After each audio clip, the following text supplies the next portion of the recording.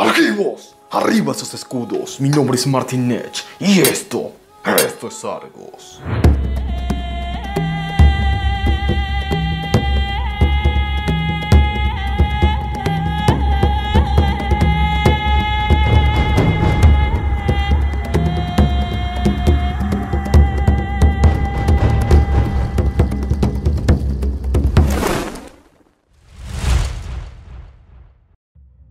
La Atlántida, el continente perdido. Ríos de tinta se han derramado para hablar de ella. Numerosas expediciones han zarpado intentando encontrar su verdadera localización.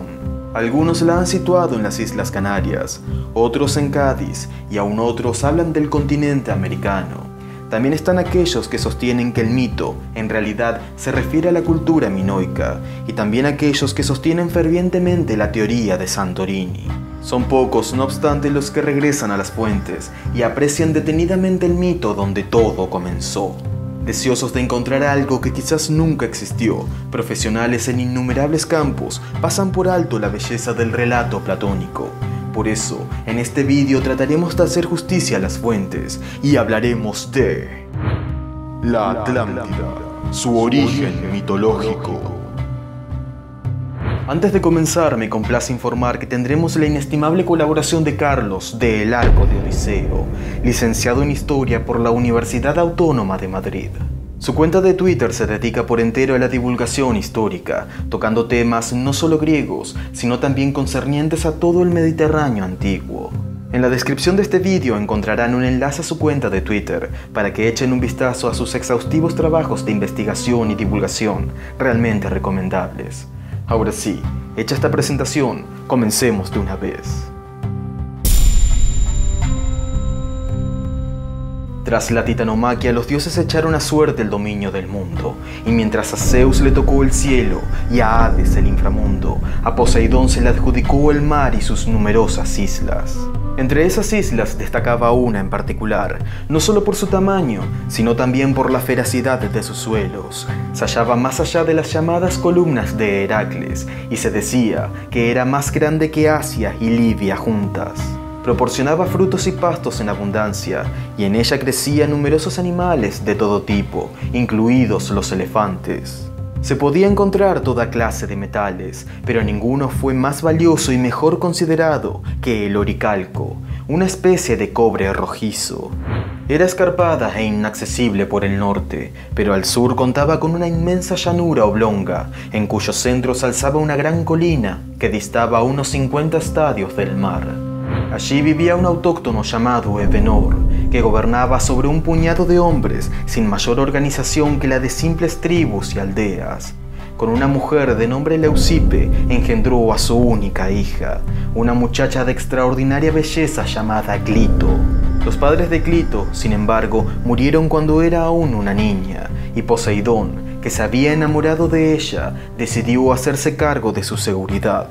Para ello la aisló del resto de los hombres, zanjando la tierra con su tridente y creando 3 anillos de agua alrededor de la colina central, de modo que el hogar de Clito fuese inaccesible.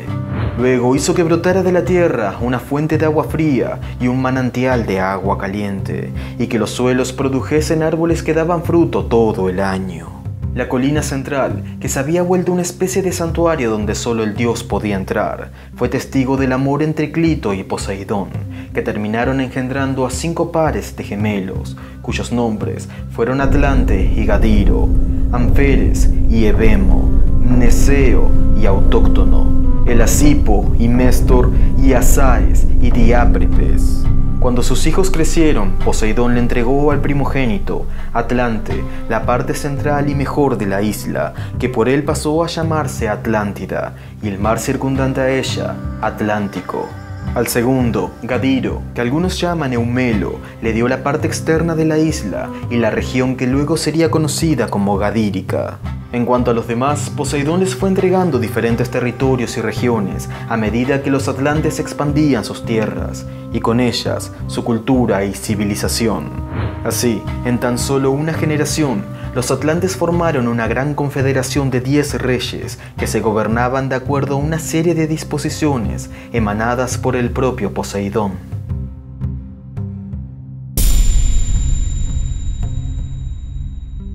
Debido a la propia riqueza de la isla y la virtud de sus leyes, los atlantes experimentaron gran prosperidad y no pasó mucho tiempo antes de que empezaran a construir templos, palacios, monumentos y puertos. Pronto empezó a crecer alrededor de la colina central una enorme ciudad. Entre las grandes obras que erigieron estaban los muchos puentes que tendieron sobre los anillos de agua, con el fin de conectar la colina central con el exterior.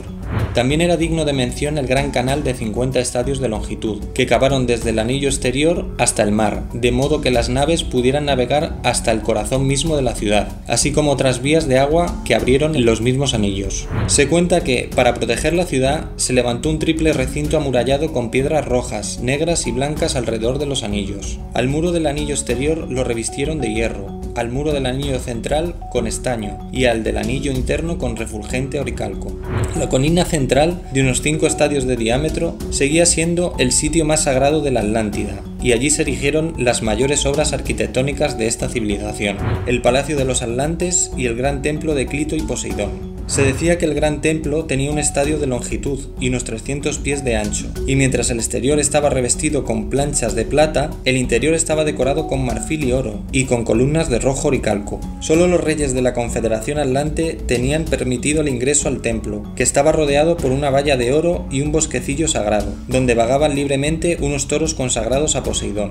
Dentro del recinto se hallaba una estatua colosal del dios, en un carro tirado por caballos alados y acompañado por 100 nereidas montando delfines, a cuyos pies había una estela de oricalco donde estaban escritas las leyes de los atlantes. Algunas de esas disposiciones eran la prohibición bajo maldición de no atacarse mutuamente y prestarse, en cambio, apoyo en caso de amenaza, así como tomar decisiones en común para el bien del pueblo. Cada año, los reyes enviaban los mejores frutos de sus respectivas tierras al santuario como ofrenda a Poseidón, y cada 5 o 6 años se reunían en el templo para llevar a cabo una serie de ritos que consistían en la captura únicamente con palos y redes de uno de los toros consagrados al dios, tras lo cual lo degollaban sobre un altar de oricalco donde hacían votos y juramentos. Después de asar sus carnes y libar su sangre, los reyes se sentaban en torno a las cenizas aún humeantes y deliberaban asuntos de gobierno, y sometían a juicio a aquellos que hubiesen infringido las sagradas leyes de los atlantes. La prosperidad de la Atlántida la llevó irremediablemente a expandirse más allá de sus fronteras, llegando a ocupar la Europa occidental, hasta Tirrenia y el norte de Libia hasta el delta del Nilo. Sin embargo, pronto descubrieron que no todos los pueblos con los que se topaban estaban dispuestos a compartir su cultura por las buenas.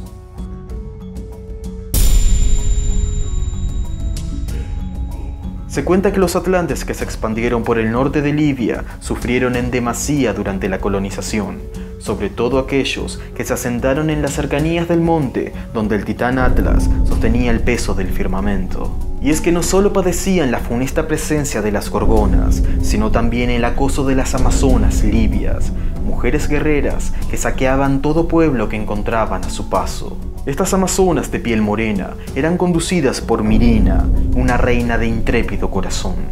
Los atlantes se mostraron incapaces de repeler los ataques de las amazonas y pronto fueron perdiendo una batalla tras otra, cediendo cada vez más terreno en Libia, hasta que, finalmente, fueron acorralados en una de sus ciudades, ubicadas en la isla de Cerne.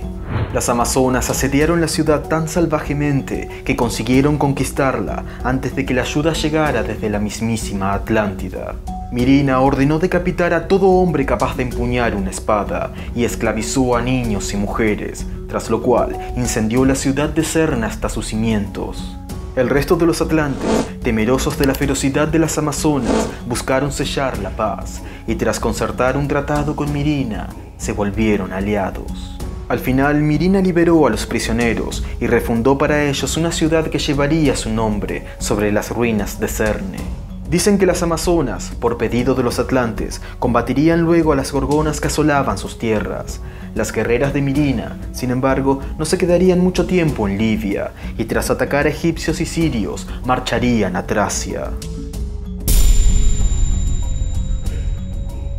La experiencia de las amazonas enseñó a los atlantes que debían fortalecerse si querían prevalecer, y consideraron que la mejor manera de hacerlo era expandir su territorio y someter a las demás naciones por la fuerza. Su avance por Europa fue demoledor, pero cuando decidieron cruzar el mar Jónico, se encontraron con un duro oponente que no cedería su libertad tan fácilmente. Los griegos de aquel entonces no eran sino pueblos divididos que guerreaban entre sí, pero al verse amenazados por el imperio de los atlantes se unieron bajo el liderazgo de Atenas. No obstante, cuando la batalla decisiva tuvo lugar, casi todos los griegos se retiraron al ver el poderío atlante, dejando solos a los atenienses.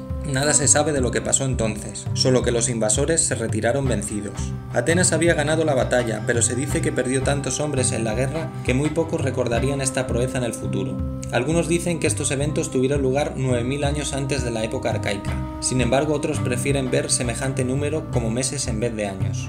Fuera como fuese, se cuenta que tras la derrota en Grecia, los atlantes renunciaron a todo deseo expansionista y regresaron a la Atlántida, y desde entonces cayeron en un inevitable proceso de decadencia. Al principio, los atlantes vivían en virtud y prudencia, no dejando que la ambición y la codicia los corrompieran. Pero con el paso de las generaciones, lo divino que había en su sangre se fue diluyendo hasta agotarse, y en consecuencia se volvieron tan perversos y despiadados como el resto de los mortales, atrayendo sobre ellos la maldición de los dioses. Los olímpicos al final decidieron castigar a los atlantes por su soberbia con el peor de los castigos, y enviaron grandes terremotos e inundaciones que en un solo día y una noche terribles destruyeron la isla y la hundieron en las aguas. Dicen que el mar circundante se volvió entonces innavegable, debido a los bajíos y la cantidad de arcilla y lodo que sepultó la orgullosa y poderosa ciudad de los atlantes, condenándola al olvido para toda la eternidad.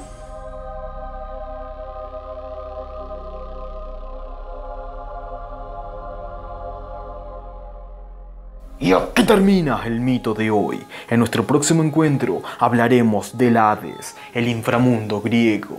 Si les gustó el contenido, pueden hacérmelo saber con un like, comentando aquí abajo o compartiéndolo en sus redes. Suscríbanse al canal y recuerden, Troya arde, hoy y siempre. Yo soy Martin Nech. Kairet.